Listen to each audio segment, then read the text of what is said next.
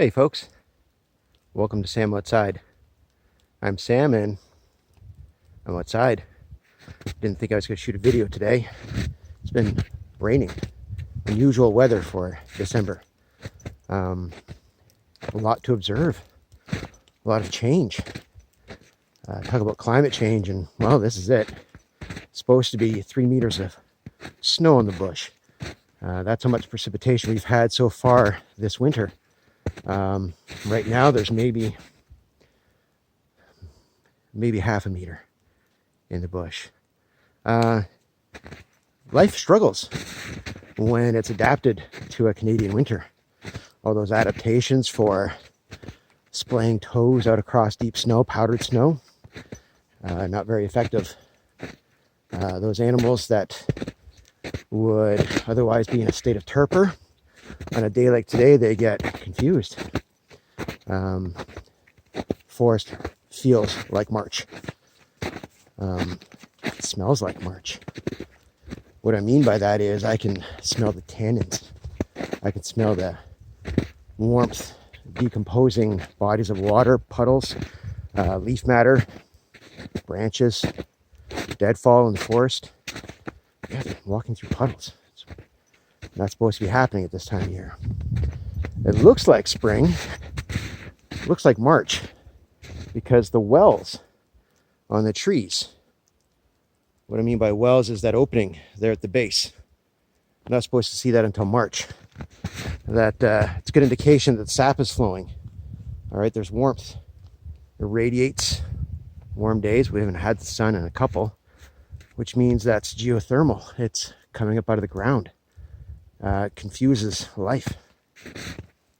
Our deciduous friends are adapted to close themselves off. The risk of freezing that sap. But our red maples, our sugar maples, Acer rubrum, standing in quite a prolific deciduous stand here on top of a ridge, dominated by maples, a lot of ash, a lot of declining beech, a couple cherry, hornbeam, the odd yellow birch, but predominantly these larger trees are these maples. If you've ever harvested sap, you know the best place to secure that energy flow is where the tree's feeling its warmth. You don't want to waste your time and resources, so you want to have that tap 4 inches in, 1/4 inch around on the south side of a tree over a predominant root or under a predominant branch. That's when you get the most yield. So looking up here, I mean, I'm just getting rained on. It tells us these trees can feel that. They can feel the cold exposure of the northern side. They can feel the warmth of a spring sun on the south side. It spends most of its day, not high in the sky, but high enough. It's not a stretch of the imagination then that if that tree functions according to environmental warmth, environmental cold, that's where it's going to start giving life. It's not a stretch of the imagination to think that this tree, given time, could feel that. Maybe localized, but the warmth of my hand. It's not a stretch of the imagination. It just takes a little time. But that warmth of my hand could be felt by the cells in that bark, that underbark, cambium layer, where the sap is going to flow. Given time, more than my warmth, the rhythm, my bioelectric rhythms, making connections with the life forces within this tree. Given enough time, that warmth, that rhythm, excuse me, that pulse, there's a feeling, there's a connection. I can't feel it. I've been too far removed from the natural world to think that this tree can share, can communicate. It's not a stretch of the imagination to think that this tree, although not sentient, has the ability to feel my warmth, the way it feels the warmth of the sun, the way it knows that there's an insect, a pest, a disease, a wound. Allocate resources accordingly, make changes.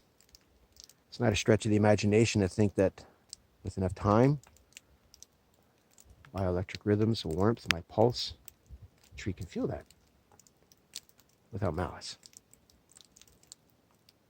gratitude, appreciation, a little bit of love. That's all it takes. Just make a connection. A couple moments of your time and understand that this is a living thing. I'm not working hard right now to produce oxygen, but there are other forest friends there that are doing their work. Our coniferous friends are evergreens. Miracle of photosynthesis is still happening. Oxygen. Byproduct of that, a little bit of moisture. Some phytoncides. Those essential oils flowing through the air. Heavy air this morning. That's why I'm out here. I can smell it. I can feel it.